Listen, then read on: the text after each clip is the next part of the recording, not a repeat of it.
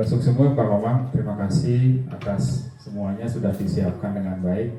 Pada kesempatan ini akan ada kegiatan diseminasi untuk kita semua, Ibu Bapak Guru dan tenaga pendidikan terkait dengan implementasi budaya positif. Om Swastiastu. Ya, ini dari CGP kita yang angkatan ke-10, yaitu Bu Kade Erni Rosiani. Jadi beliau sudah mencoba menerapkan budaya positif, mungkin restitusi ya segitiga restitusi, dan itu Ibu Bapak sudah tahu di PMM juga sudah ada bagi yang milih indikator disiplin positif pada pengelolaan kinerja, itu sudah tahu di poin yang ketiga di sana ada segitiga restitusi ya, kegiatan restitusi. Nah, ini beliau akan memaparkan seperti apa sih praktik baik yang sudah beliau lakukan. Nah, sebentar kita simak secara bersama-sama dan nanti juga mungkin nanti ada sesi diskusi dan lain sebagainya. Untuk itu silakan kepada Bu Kadek untuk menyajikan praktik baiknya sehingga nanti kita bisa lebih banyak untuk sesi diskusinya. Silakan Bu Kadek. Baik, terima kasih atas kesempatan yang diberikan kepada saya. Sebelumnya Om Swastiastu. Bapak Ibu, pada kesempatan kali ini saya akan berbagi kepada Bapak Ibu. Ini adalah bagian dari tugas saya sebagai CGP, yaitu melaksanakan diseminasi terkait dengan budaya positif yang sudah saya laksanakan atau saya praktekkan di SD Negeri 3 Tambang ini.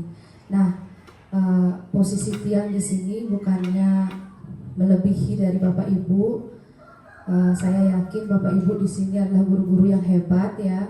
Jadi saya hanya duluan yang mendapat kesempatan sebagai CGP, dan saya yakin bagi Bapak Ibu yang lainnya juga berpeluang untuk menjadi guru penggerak.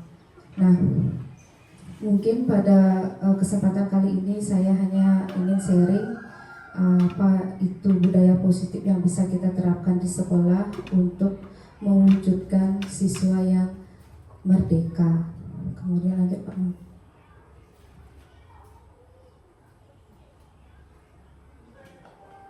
Baik, jadi konsep inti yang saya sampaikan pada kesempatan kali ini adalah yang pertama itu perubahan paradigma belajar, kemudian yang kedua adalah disiplin positif, ketiga nilai-nilai kebajikan, kemudian kebutuhan dasar manusia, motivasi perilaku manusia, posisi kontrol guru, keyakinan kelas, dan segitiga restitusi.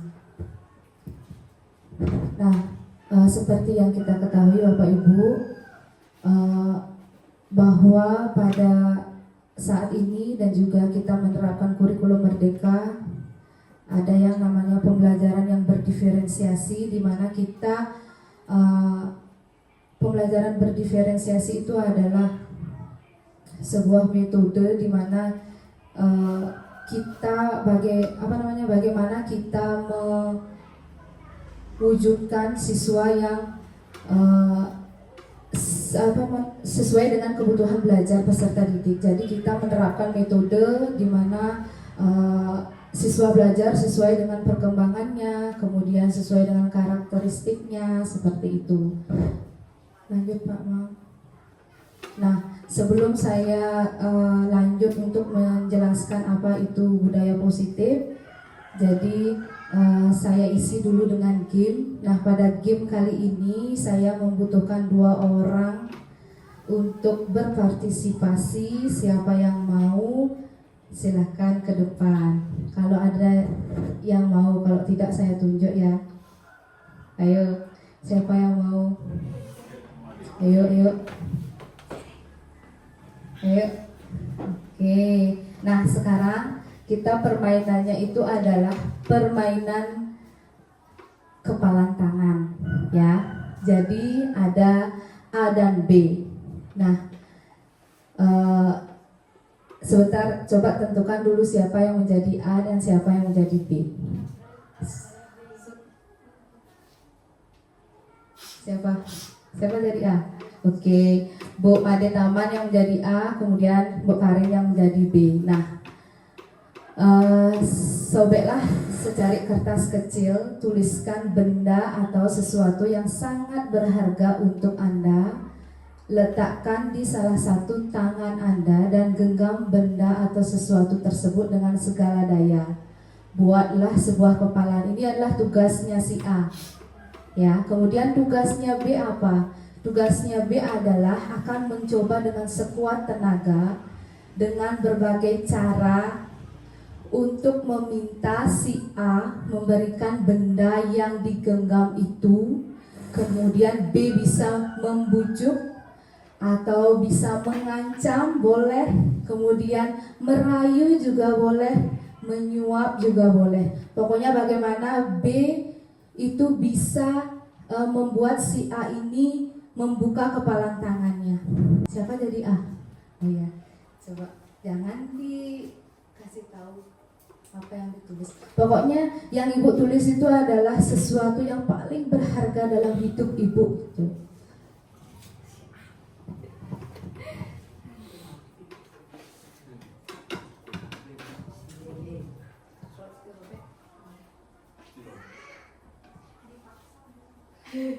Boleh dengan cara apapun, dipaksa, dibujuk, dirayu, silakan. Pokoknya bagaimana merayu Bu Made itu untuk membuka kepalan tangannya. Kita saksikan, kita mulai ya. 1, 2, 3, silakan kita dengarkan rayuannya Karin. Apakah rayuannya itu rayuan maut atau bagaimana? Tes. Ayo Bu, coba bisa dibuka kepalanya dulu Bu. Bu Karin, kepalan tangan saya belum bisa dibuka. Kalau misalnya saya kasih imbalan, Ibu mau nggak? Tidak membukanya? bisa Bu Karin, karena ini sangat berharga bagi saya. Kalau misalnya saya kasih sesuatu juga yang mungkin berharga juga buat saya, kasih Ibu agar bisa buka kepalan tangannya, mau Bu? Tidak Bu. Kalau saya dengan cara memaksa, boleh? Tidak bisa Bu. Coba dulu ya. Tidak bisa dicoba ya. Kalau saya buka dengan tenaga saya, coba dulu ya. Ya. Tetap tidak bisa Bu Karin ya. Kalau misalnya saya tukar, saya punya barang, saya tukar dengan yang ada di kepala Ibu, mau nggak Bu? Tidak bisa Bu, tetap tidak bisa Bu. Bisa nggak? Bisa. Coba kita coba yang silakan. Bu Karin boleh duduk. Jadi Bu Karin gagal ya untuk merayu Bu Made itu membuka kepalanya. Sekarang berarti kalau rayuan cewek tidak membuat Bu Made membuka kepalanya. Coba sekarang kita bapak-bapak bisa keluarkan rayuan gombalnya untuk Bu Made agar bisa membuka kepalanya itu. Kalau Bu Made belum bisa membuka kepalanya itu, kita tidak bisa lanjut gitu. Ayo Pak Wayan. Ayo Pak Wayan. Nah, ini Pak Wayan sekarang maju untuk merayu Bu Made dengan sekuat tenaga. Boleh dipaksa, boleh dibujuk, dirayu, silakan.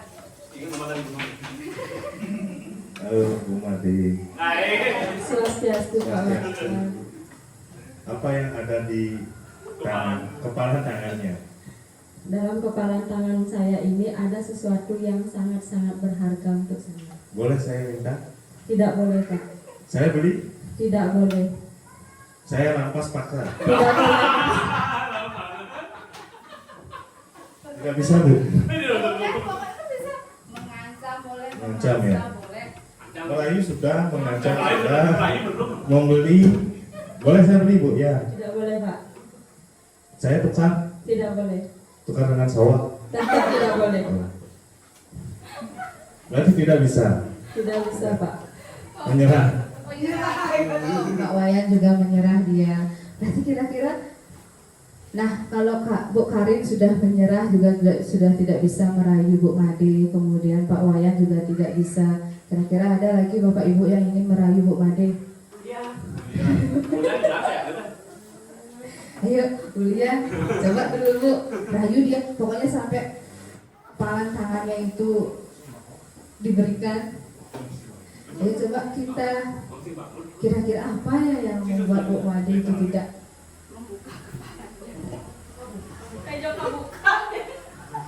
Bu, tadi Bu, SIM Bu. Pak, ditolong Pak, SKP-nya itu. Jangan ditandatangani kalau nggak dikasih Pak. Boleh Pak, ancamannya gitu Pak. Boleh. San surat pindah Pak yang. Ayo buka Bu. Ya, buka. Mau? Mau? Boleh. Aman bermasalahan di kasau dengan bukti yang nyerah. Oh nyerah. Tadi nyerah saya buka. Apa ya? Kita lihat ya. Boleh katanya dibuka. Ternyata harus diancam Bu Made. Kalau pakai rayuan nggak bisa. Jangan Pak, sudah Bu dia mengancam saya begitu, saya sudah menyerah. Syukur Pak Wayan, kalau Pak Wayan tadi mengancam saya dengan begitu, mungkin saya nyerah juga.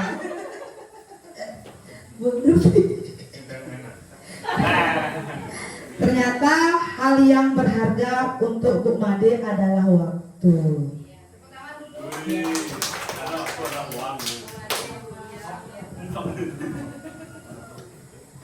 Nah Bapak Ibu, nah itu apa yang dipraktekkan oleh teman kita di depan itu adalah bagian dari budaya positif ya. Bagaimana kita itu merayu atau bukan merayu,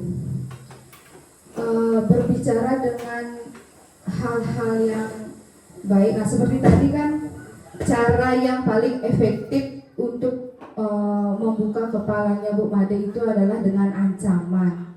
Nah, sama halnya dengan yang mungkin masih sering kita lakukan di kelas atau di sekolah kepada anak didik kita ya. Misalnya kita mengancam siswa tersebut agar mau melakukan aturan-aturan yang ada di sekolah kita. Nah, sama halnya seperti tadi baru diancam Bu Made tidak dikeluarkan apanya Bu, tidak dikeluarkan SKP-nya oleh kepala sekolah baru dia mau. Nah mungkin itu, terima kasih untuk partisipasinya. Jadi saya lanjut.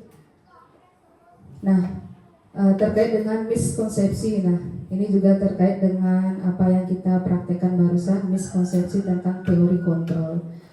Jadi selama ini kita berpikiran kalau mengancam murid itu adalah hal yang baik untuk mendisiplinkan siswa, itu sebenarnya salah Bapak Ibu ya. Tidak ada istilah mengancam ataupun menghukum, itu tidak ada lagi istilah seperti itu. Karena ilusi guru mengontrol murid. Kemudian ada ilusi bahwa semua penguatan positif efektif dan bermanfaat. Belum tentu semua penguatan positif itu efektif untuk mendisiplinkan siswa ya. Kemudian ilusi bahwa kritik dan membuat rasa bersalah mampu menguatkan karakter. Nah ini mungkin nanti akan terlihat di segitiga restitusi. Di bagaimana Bapak Ibu melaksanakan segitiga restitusi ini akan terlihat bagaimana kita menguatkan karakter dari masing-masing peserta didik, terutama bagi peserta didik yang mengalami permasalahan. Kemudian ilusi bahwa orang dewasa berhak memaksa. Nah, orang dewasa itu sebenarnya tidak memaksa ya Bapak Ibu. Dalam dunia pendidikan tidak ada memaksa. Kalau orang dewasa, baik kita guru ataupun orang tua, memaksa itu adalah merupakan hal yang bukan budaya positif lagi bagi dunia pendidikan. Lanjut. Nah, ini adalah deskripsi dari ilusi kontrol. Yang pertama yaitu ilusi guru mengontrol murid. Pada dasarnya kita tidak dapat memaksa murid seperti yang saya katakan tadi untuk berbuat sesuatu yang untuk berbuat sesuatu apa yang diinginkan guru. Nah, jika walaupun tampaknya kita sedang mengontrol perilaku murid tersebut. Hal ini karena murid tersebut sedang mengizinkan dirinya untuk dikontrol. Saat itu bentuk kontrol guru menjadi kebutuhan dasar yang dipilih murid tersebut. Teori kontrol menyatakan bahwa semua perilaku memiliki tujuan, bahkan terhadap perilaku yang tidak disukai.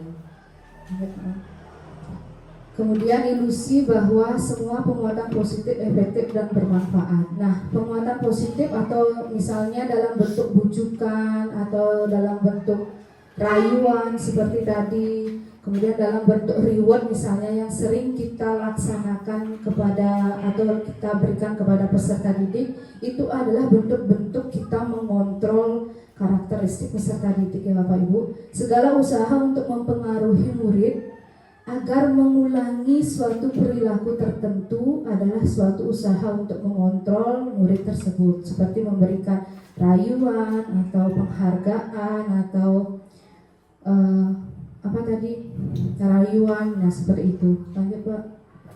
Kemudian ilusi bahwa kritik dan membuat orang merasa bersalah dapat menguatkan karakter. Nah, menggunakan kritik dan saran atau rasa bersalah untuk mengontrol murid menuju pada identitas yang gagal. Mereka belajar untuk merasa bahwa dirinya mereka itu adalah buruk.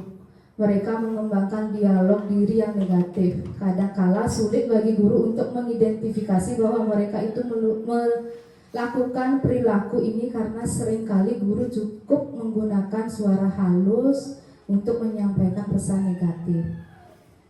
Nah, yang kedua itu adalah disiplin positif Bapak Ibu. Nah, coba mundur dulu.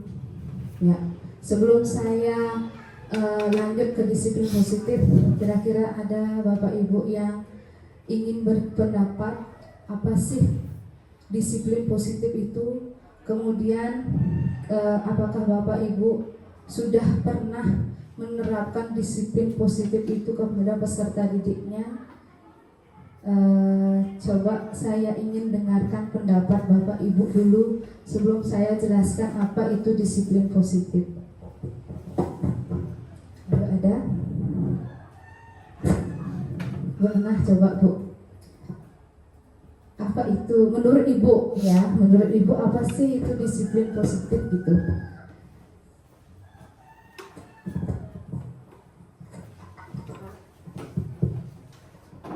Baik, terima kasih atas kesempatannya. Kalau menurut dia, disiplin positif itu adalah menumbuhkan budaya disiplin yang didorong dari dalam diri anak tanpa ada hukuman atau tanpa adanya hadiah. Nah, itu dari dia. Itu menurut Ibu. Nah, kira-kira dari pengertian disiplin positif yang sudah Ibu sampaikan, apakah Ibu pernah menerapkan disiplin positif itu kepada siswa? Nah, baik. Untuk di kelas 1 yang sudah pernah menerapkannya kepada siswa, yaitu melalui kesepakatan kelas yang sudah disepakati bersama dan dilakukan secara berkelanjutan. Namun ada beberapa poin yang masih harus perlu diingatkan selalu. Nah, itu menurut saya. Ya, terima kasih Bu Enah. Tepuk tangan dulu untuk Bu Enah. Ya, benar sekali apa yang disampaikan Bu Enah tadi terkait dengan disiplin positif. Jadi Bu Enah sudah pernah menerapkan disiplin positif itu di kelas 1 Bu ya, yaitu dengan membuat kesepakatan kelas. Ya, lanjut Pak. Nah, ini pengertian dari disiplin positif ya Bapak Ibu. Dalam budaya kita, makna kata disiplin telah berubah menjadi sesuatu yang dilakukan seseorang pada orang lain untuk mendapatkan kepatuhan.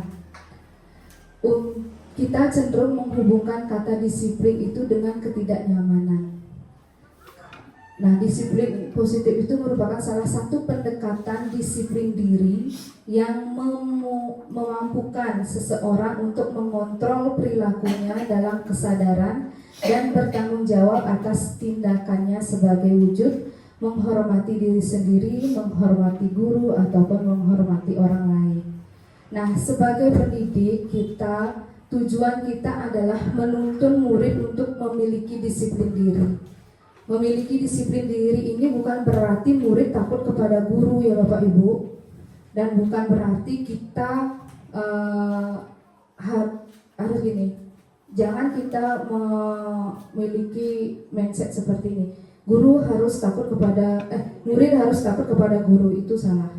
Ya. Sehingga mereka bisa berperilaku yang mengacu pada nilai-nilai kebajikan universal dan memiliki motivasi intrinsik, bukan motivasi ekstrinsik. Seperti itu, lanjut. Nah, nilai-nilai kebajikan universal apa yang bisa dimiliki oleh peserta didik apabila disiplin positif itu bisa kita terapkan kepada anak didik. Yang pertama yaitu nilai-nilai kebajikan, sifat-sifat positif manusia yang merupakan tujuan mulia yang ingin dicapai setiap individu. Kemudian yang kedua adalah nilai yang disepakati bersama. Kemudian, nah ini contohnya. Contoh dari nilai-nilai universal yang mungkin bisa kita terapkan di sekolah yaitu dengan berpacu pada profil belajar Pancasila, ada beriman dan bertakwa kepada Tuhan Yang Maha Esa, mandiri, bernalar kritis, berkebinekaan global, dan bergotong royong, serta kreatif. Kemudian motivasi internal yang bisa kita lihat dari peserta didik apabila budaya positif atau disiplin diri ini bisa kita terapkan di sekolah atau kepada peserta didik adalah menciptakan disiplin positif dan sikap merdeka bagi peserta didik. Seperti yang dikatakan oleh Bapak Ki Hajar Dewantara, yaitu merdeka itu artinya tidak hanya terlepas dari perintah, akan tetapi juga cakap memerintah diri sendiri. Seperti itu. Nah, lanjut terkait dengan poin berikutnya yaitu kebutuhan dasar manusia. Jadi kebutuhan dasar manusia itu adalah segala sesuatu yang kita lakukan untuk mendapatkan apa yang kita inginkan. Seluruh tindakan yang kita lakukan memiliki tujuan tertentu. Dan semua usaha terbaik yang kita lakukan adalah dalam rangka agar kebutuhan dasar kita terpenuhi dengan baik. Nah, di sini ada 5 kebutuhan dasar yang diperlukan oleh manusia. Yang pertama itu adalah kebutuhan bertahan hidup.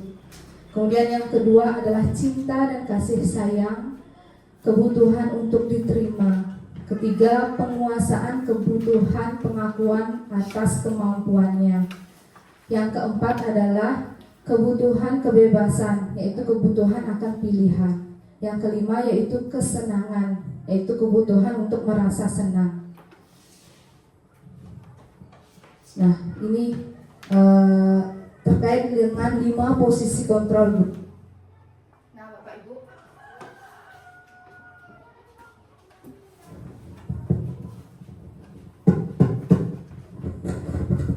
terkait dengan 5 posisi kontrol guru ini, sebelum saya jelaskan lebih lanjut, saya ingin bertanya kepada Bapak Ibu,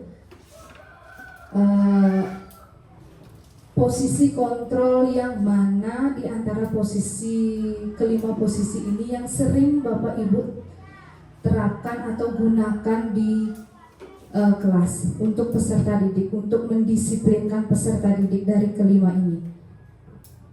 Ada hukuman, ada pembuat merasa bersalah, ada teman, ada pemantau, dan ada manajer.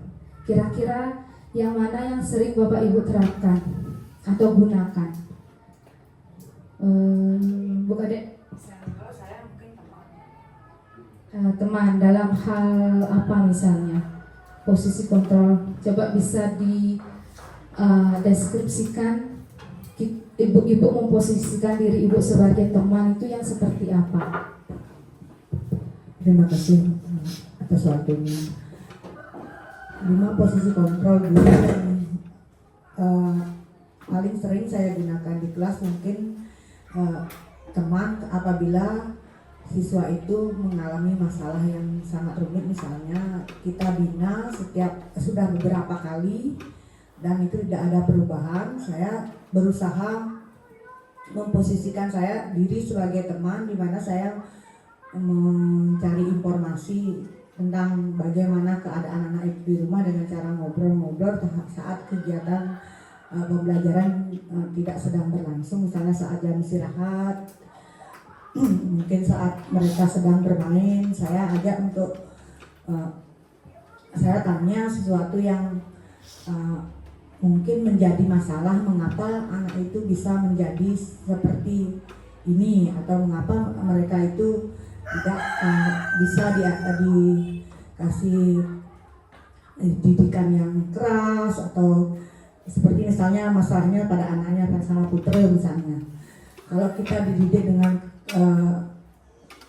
sering kita nasihati dan berulang kali kita nasihati, tapi dampaknya anak itu semakin menjadi. Terus saya lakukan pendekatan secara individu, secara begitu saya ajak ngomong saat istirahat atau saat dia sedang bermain, sedang sendiri, mungkin dia butuh pendekatan secara individu yang dimana dia itu diposisikan tidak dalam posisi di mana dia disudutkan dengan banyak orang. Di sana saya menempatkan posisi kontrol guru saya sebagai teman. Saya berusaha memahami peserta didik dengan cara sebagai teman. Terima kasih. Terima kasih Bu Kadek, jawabannya sangat luar biasa ya. Tepuk tangan dulu buat Bu Kadek. Nah, jadi tanpa kita sadari ya Bapak Ibu, sebenarnya kita sehari-hari itu dalam membina siswa, dalam berkomunikasi dengan siswa itu sebenarnya 5 posisi kontrol ini secara tidak sengaja atau tidak terasa oleh Bapak Ibu sudah Bapak Ibu lakukan seperti itu. Hanya saja apakah ini posisi kontrol yang baik saya terapkan untuk siswa atau bagaimana gitu ya. Nah, inilah gunanya kita saling sharing ya. Jadi lanjut dulu Pak Mak. Nah, ini yang pertama, penghukum ya. Seorang penghukum bisa menggunakan hukuman fisik maupun verbal. Orang-orang yang menjalankan posisi penghukum senantiasa mengatakan bahwa sekolah memerlukan sistem atau alat yang dapat lebih menekan murid-murid lebih dalam lagi. Kemudian jika guru menggunakan posisi kontrol sebagai penghukum, biasanya kata-kata yang sering dikeluarkan oleh guru itu adalah seperti ini: patuhi aturan saya atau awas. Nah, itu sudah posisi penghukum, berarti Bapak Ibu sudah berada dalam posisi penghukum. Kemudian kamu selalu saja salah, pasti selalu yang terakhir selesai. Kemudian guru seperti ini senantiasa percaya hanya ada satu cara agar pembelajaran bisa berhasil, yaitu dengan caranya dia sendiri, gitu ya Bapak Ibu. Kemudian lanjut, nah ini pembuat orang merasa bersalah. Nah, jika guru memposisikan dirinya sebagai pembuat orang merasa bersalah, biasanya guru menggunakan kata-kata lembut. Nah, pembuat rasa bersalah ini akan menggunakan keheningan yang membuat orang lain merasa tidak nyaman, bersalah atau rendah hati. Di posisi ini, murid akan memiliki penilaian diri yang buruk tentang diri mereka. Murid merasa tidak berharga dan telah mengecewakan orang-orang yang disayanginya. Kemudian lanjut Pak. Nah, sebentar. Ya. Kata-kata yang dikeluarkan oleh guru ketika menggunakan posisi kontrol pembuat rasa bersalah seperti ini. Ibu sangat kecewa sekali dengan kamu. Berapa kali Bapak harus memberitahu kamu ya? Gimana coba kalau orang tua kamu tahu kamu berbuat begini? Nah, ini kata-kata membuat pembuat rasa bersalah ya. Lanjut. Yang ketiga itu adalah posisi kontrol teman. Seperti yang dikatakan oleh Bu Kadek tadi, guru pada posisi ini tidak akan menyakiti, ya, tidak akan menyakiti murid, namun akan tetap berupaya mengontrol murid melalui persuasi. Posisi teman pada guru bisa negatif ataupun positif. Positif di sini berupa hubungan baik yang terjalin antara guru dan murid. Guru di posisi teman menggunakan hubungan baik dan humor untuk mempengaruhi seseorang. Nah, hal negatif dari posisi teman adalah bila suatu saat guru tersebut tidak membantu, maka murid akan kecewa dan berkata, "Saya pikir Bapak Ibu teman saya, ternyata tidak," gitu. Kemudian murid akan merasa kecewa pada dirinya sendiri. Nah, hal yang mungkin timbul adalah murid hanya akan bertindak untuk guru tertentu dan tidak untuk guru lainnya. Jadi gini, ketika kita berusaha untuk menjadi teman bagi peserta didik, maka dia akan merasa sudah nyaman dengan guru itu, jadi terabaikan dengan guru-guru yang lainnya, seperti itu. Kemudian yang keempat adalah posisi pemantau. Pemantau berarti kita mengawasi. Pada saat kita mengawasi, kita bertanggung jawab penuh terhadap batas perilaku orang-orang yang kita awasi atau siswa-siswa yang kita awasi. Nah, dengan menggunakan sanksi atau konsekuensi, kita dapat memisahkan hubungan pribadi kita dengan murid sebagai seseorang yang menjalankan posisi pemantau. Nah, untuk posisi pemantau ini, jika guru memposisikan dirinya itu adalah sebagai pemantau, jadi kata-kata yang keluar dari guru itu seperti ini. Peraturannya apa? Apa yang telah kamu lakukan? Sanksi atau konsekuensinya apa? Seperti itu. Lanjut. Nah, yang terakhir adalah posisi manajer. Posisi manajer ini adalah posisi di mana guru berbuat sesuatu bersama dengan murid, mempersilahkan murid mempertanggungjawabkan perilakunya, kemudian mendukung murid agar dapat menemukan solusi atas permasalahannya sendiri. Nah, dari kelima posisi kontrol yang sudah saya sampaikan, saya akan melakukan segitiga restitusi. Jadi ketika Bapak Ibu melakukan atau menerapkan segitiga restitusi kepada siswa, posisi yang paling baik atau lima posisi kontrol yang paling efektif sebenarnya kita gunakan dalam menumbuhkan karakter peserta didik itu adalah sebagai manajer.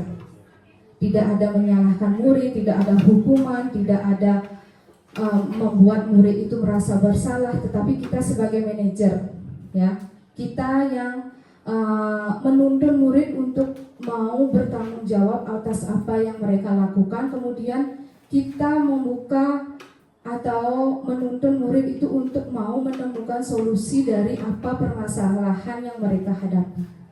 Nah, lanjut. Ketika guru itu memposisikan dirinya sebagai manajer, itu guru itu akan berkata seperti ini.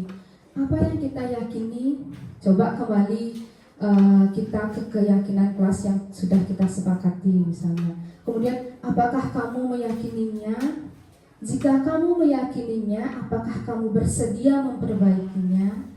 Jika kamu memperbaiki ini, hal ini menunjukkan apa tentang dirimu? Kemudian, apa rencana kamu untuk memperbaiki hal ini? Itu kata-kata untuk ketika guru memposisikan dirinya sebagai manajer. Lanjut, Mam. Kok kembali? Ya, nah, tadi sudah saya jelaskan 5 posisi kontrol. Nah, sekarang coba kita bersama-sama Bapak Ibu, ketika ada kata seperti ini merupakan posisi kontrol apa? Saya kecewa sekali dengan kamu.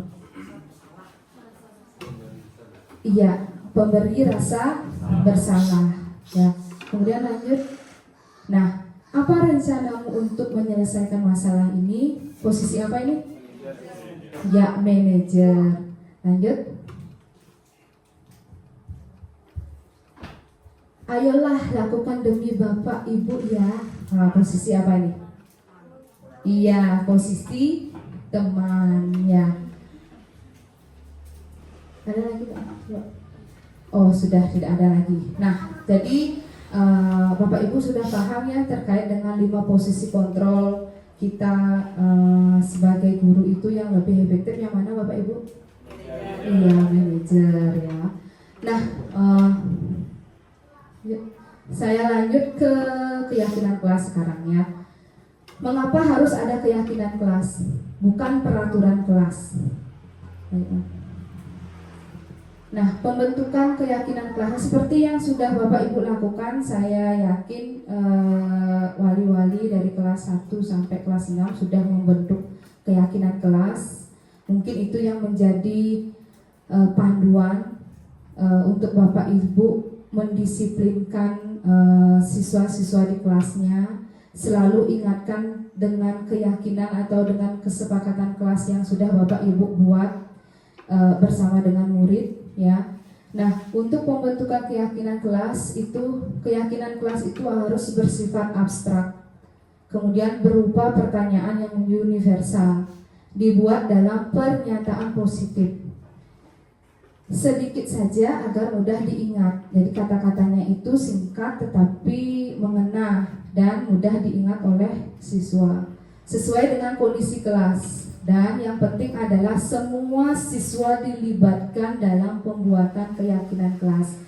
Jangan dalam membuat keyakinan kelas itu Bapak Ibu membentuk sendiri ya. Jadi biarkan dulu misalnya kita memberikan pemahaman dulu apa itu keyakinan kelas kepada peserta didik, kemudian ajaklah mereka untuk membuat, misalnya satu orang membuat kesepakatan kelas. Nah, dari semua kesepakatan kelas itu kita rangkum menjadi sebuah kesepakatan kelas yang sudah disetujui dan disepakati oleh warga sekolah atau kelasnya masing-masing.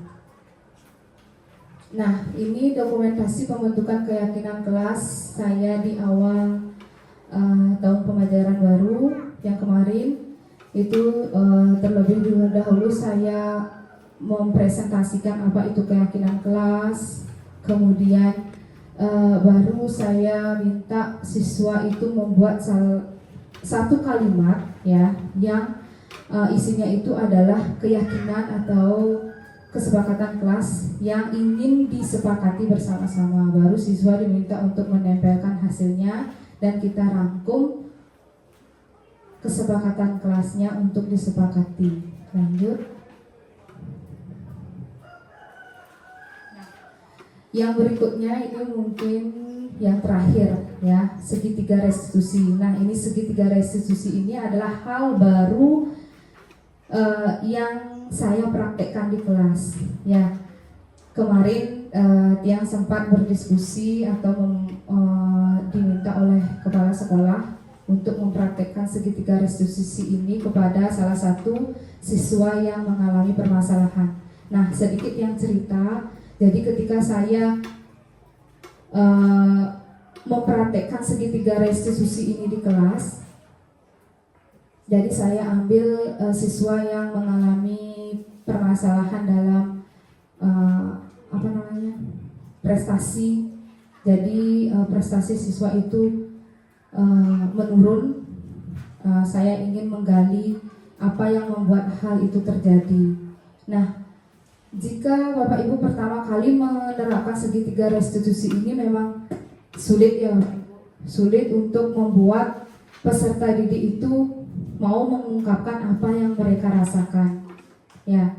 Kemudian bagaimana kita menuntun peserta didik itu untuk mencari solusi terhadap apa yang mereka rasakan. Nah, segitiga restitusi ini adalah suatu proses dialog yang dijalankan oleh guru agar dapat menghasilkan murid yang mandiri dan bertanggung jawab. Segitiga restitusi ini terdiri dari 3 tahapan. Yang pertama yaitu validasi tindakan yang salah, kemudian menstabilkan identitas, dan yang ketiga adalah menanyakan keyakinan. Lanjut Pak Man.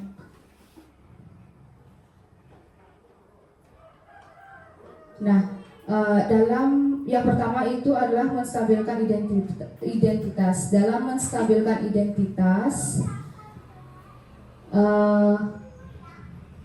hal atau kata-kata yang bisa diungkapkan oleh guru kepada murid itu adalah seperti ini. Berbuat salah itu wajar, tidak ada manusia yang sempurna. Ibu bapak juga pernah melakukan itu. Ibu atau bapak tidak mau mencari siapa yang salah, tetapi mencari solusi. Kamu berhak merasa begitu. Nah, ini kata-kata yang bisa bapak ibu gunakan nanti dalam menerapkan segitiga restitusi di menstabilkan identitas. Yang berikutnya, nah, untuk divalidasi tindakan yang salah, misalnya kata-katanya seperti ini.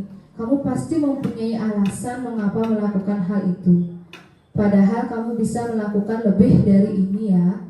Kamu patut bangga karena melindungi sesuatu yang penting buat kamu. Kamu melindungi sesuatu yang penting bagimu. Seperti itu. Kemudian yang terakhir yaitu menanyakan keyakinan kelas.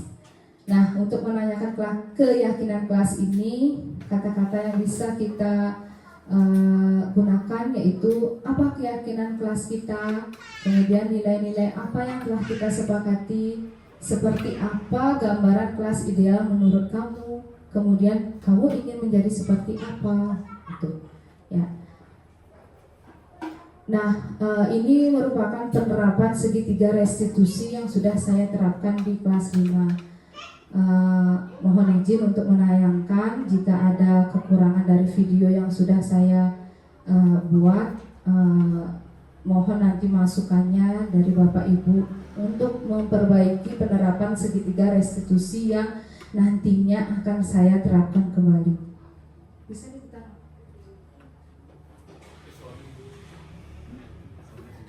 Salam guru penggerak. Perkenalkan, nama saya KDR Luciani. Saya adalah pendidik angkatan 10 Kabupaten Buleleng. Pada video kali ini, saya akan melakukan penerapan segitiga restitusi sebagai latihan pengertian baik untuk memperbaiki pengetahuan restitusi solusi dan dapat langkah yang kedua dalam segitiga praktek ini. Mulai antara sering terlihat terus peraturan genetik. Kasus pertama, genetik 3 tahun adalah salah satu sang siswa dan kepala dan hal ini menunjukkan bahwa setiap hari akhirnya datang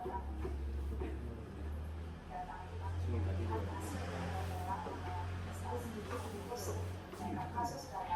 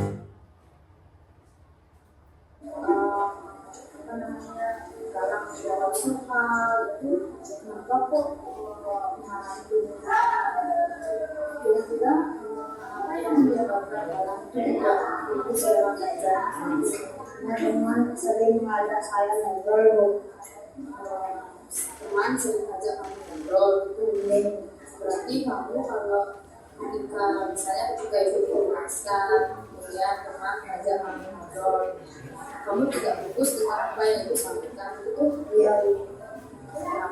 Terus selain teman kamu yang ngajak kamu ngobrol, kemudian kamu merespon apa yang kamu bicarakan dengan teman, apakah ada hal lain yang menyebabkan kamu tidak fokus belajar?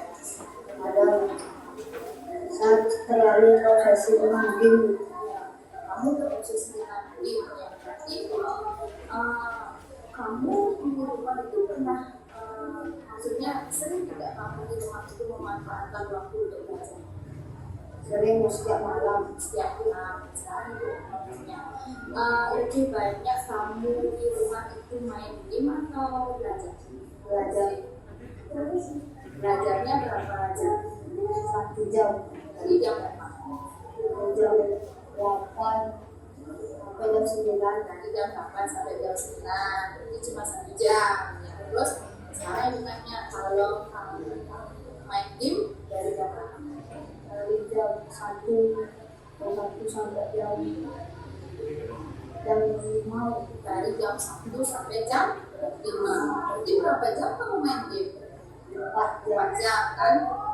Kamu belajar 1 jam, terus main game 4 jam. Berarti lebih banyak waktu kamu untuk belajar atau main game?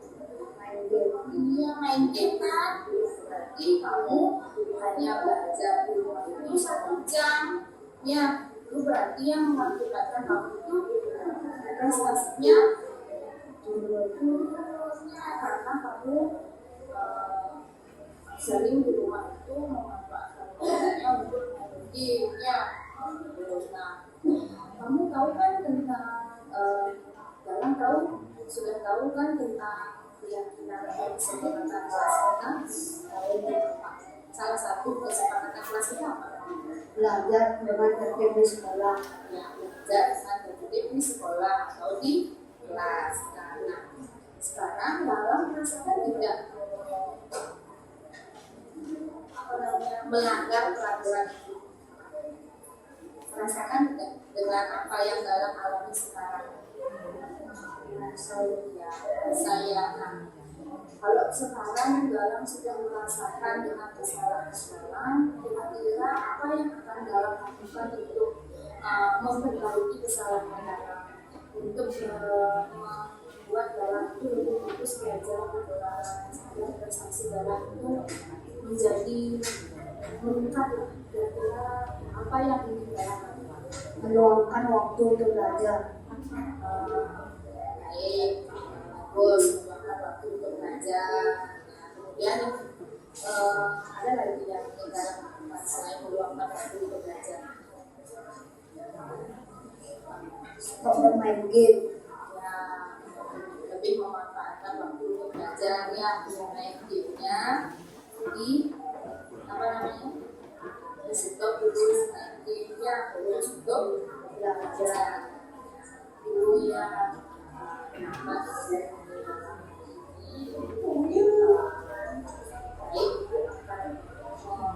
Maklumi dan memaafkan kesalahan yang kita lakukan, percaya dalam agamaku, memperbaiki kesalahan, lebih fokus lagi dalam belajar.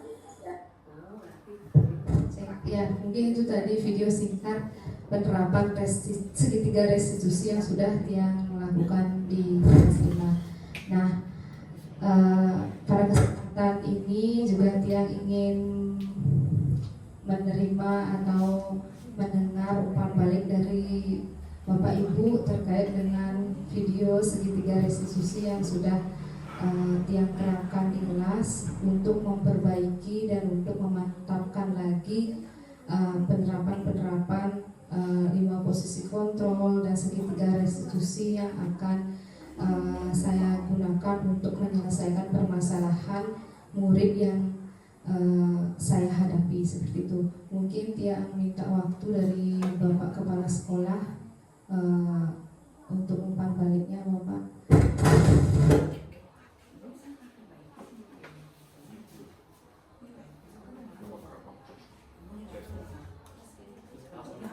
Cek dekat ya. Terima kasih Bu Kade sudah berbagi terkait dengan praktik baik penerapan segitiga restitusi. Ini bagian dari disiplin positif di poin yang ketiga. Ini model yang ketiga itu kan. teman-teman guru di sini yang ngambil disiplin positif 1, 2, 3, 4 ya. Oh 5 ya, 5 orang. Jadi mungkin yang praktik restitusi ya, praktik restitusi secara faktual sudah dilakukan ya. Namun belum terdokumentasi dengan baik mungkin ya, karena kalau yang di Bukare kan detail sekali, ada perencanaan, kemudian ada pelaksanaan, termasuk juga dokumentasi di hidup langsung. Jadi itu yang nanti teman-teman guru yang ngambil disiplin positif, saya kan sudah sampaikan di penilaian pada saat observasi dan juga di upaya tindak lanjut. Jadi saya sudah sampaikan dan Ibu Bapak sepakat bahwa nanti akan ada tindak lanjutnya berupa praktik restitusi untuk anak-anak yang memang membutuhkan. Ini penting sekali karena di sana letak posisi kontrol Ibu Bapak sebagai manajer.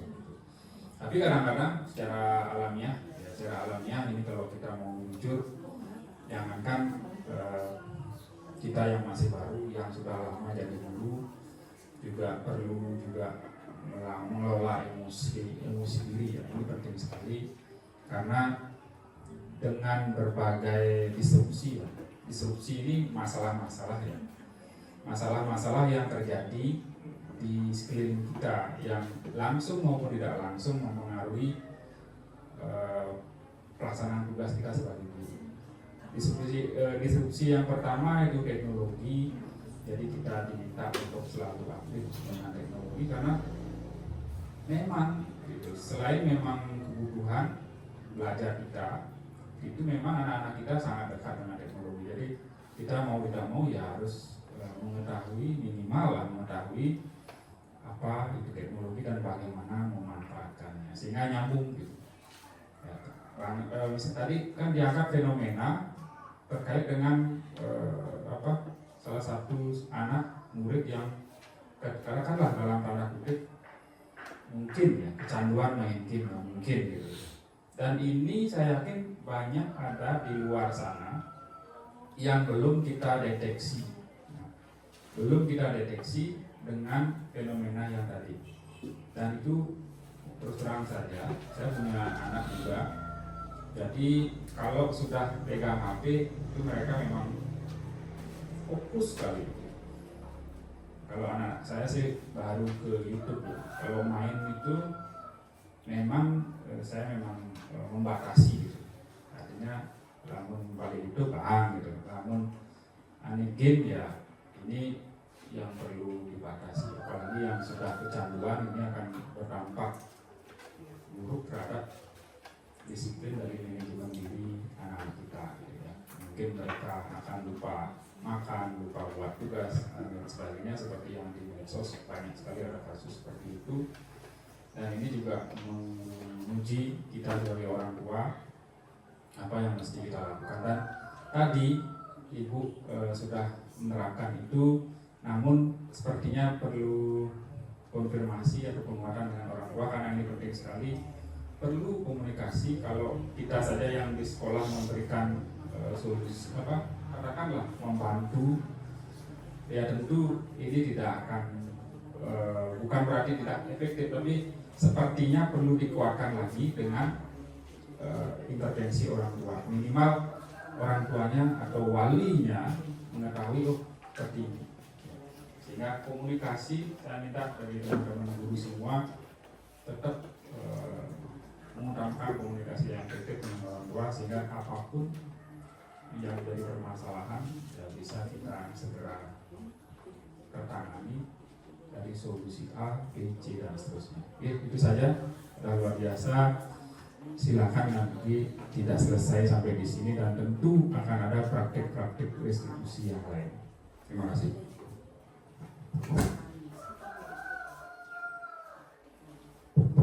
Baik, terima kasih Bapak. Bapak Ibu, itu tadi pemaparan destinasi budaya positif yang sudah dia lakukan di kelas. Belum lanjut,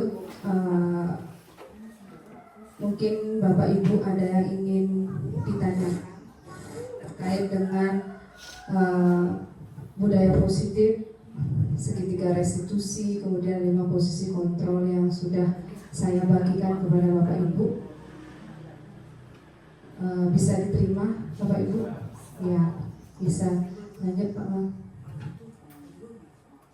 Ya, kalau sudah bisa diterima, kegiatan hari ini tiang tutup. Mungkin Bapak Ibu sudah capek ya. Jadi saya ucapkan banyak-banyak terima kasih sudah meluangkan waktunya untuk mendengarkan apa yang dia sampaikan, sudah berbagi, kita sudah diskusi tadi. Terima kasih banyak. Yang tutup dengan para mesanti, Om Santi Santi Santi Om.